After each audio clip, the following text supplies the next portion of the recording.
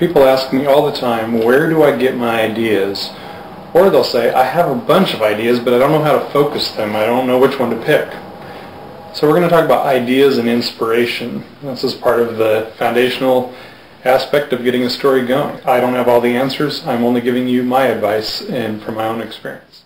I think the first question I ask myself is, what is my genre? If you're going to write to get published, your publisher or your agent is going to want to know what genre you're writing in. Are you writing a mystery, a thriller, a romance, a contemporary, a chick lit book? We're dealing with fiction specifically here. Mysteries, by their nature, deal with someone who's died, been murdered, and you're trying to figure out who did it. Thriller or suspense usually deals with somebody or some city or something that is threatened. There's a threat and we're trying to stop it. There's romance. It also has the conflict of, are we going to find love? Who's going to get in the way? Who do I choose to love? What if they don't love me?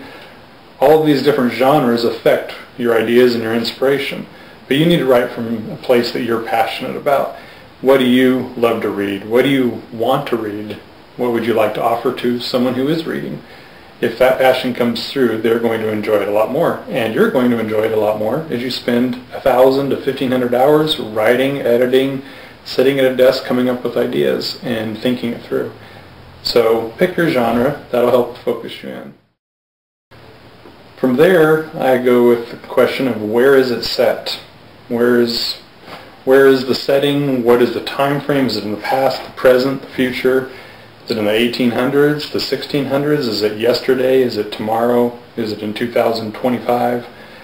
If you have a killer who's in the 1800s in New York City, you might come up with a book like The Alienist, which was a great book for its particular genre. If you're writing a book set in 2100 and it's dealing with a killer then, you may have some sort of cyber killer, some sort of robot that's doing this. I don't know. It's going to change based on the place, the setting, the mood of that time period, the technology, those kind of issues. There's social and economic issues that are involved in the time and place that you decide to put your book. So that again helps narrow it down. Another question I deal with is, why does it matter? What is my theme? What's something that I really care about? And this is actually one thing I use when I don't have a specific idea, or maybe I have a headline idea. I saw some twist on a murder story or some twist on an ethical question regarding genetic research or something. But I think, what am I passionate about that could help derive that plot idea and turn it into something a little deeper and fuller? And for me, an example is one of my books called A Shred of Truth. I was writing that as we were, as a country, fighting terrorism and dealing with 9/11 and the consequences of that. And I thought, what is driving people? What motivates people to go to extremes and think they are so right that they can get away with any wrong to do what they think is right? And so that was sort of a theme I was interested in, and I approached that in A Shred of Truth. My villain was somebody who was willing to go to any extreme and justify it in his own mind. And my main character was also struggling with that. How far could he go to fight for what was right and to protect his family and his loved ones? And those two characters kind of paralleled each other in that question.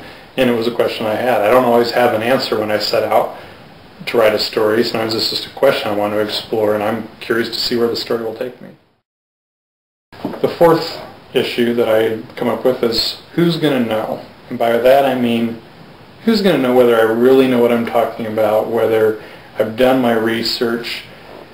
And the truth is, nowadays with Google and the internet, people can check up on a lot of things. That doesn't mean they do. There's a lot of people who are still lazy about those issues, whether it's from a reading standpoint or a writing standpoint. But I care about that. When I read a book, I want to know that they put the effort to make it believable so that I can suspend my disbelief and buy into the story. Sometimes you need one or two of those ideas that you can parallel to create a deeper, richer story. Find a surface issue that you're interested in, a plot that will propel the story, but underneath it maybe a theme or subtext that's going to enrich it, and that parallel will cause it to have deeper meaning by the end. Maybe you don't care about deeper meaning. Maybe you just want to write a great story. Write a great story. Have fun. Write what you love to write and come up with ideas that fit within those questions that I talked about, and you're on your way.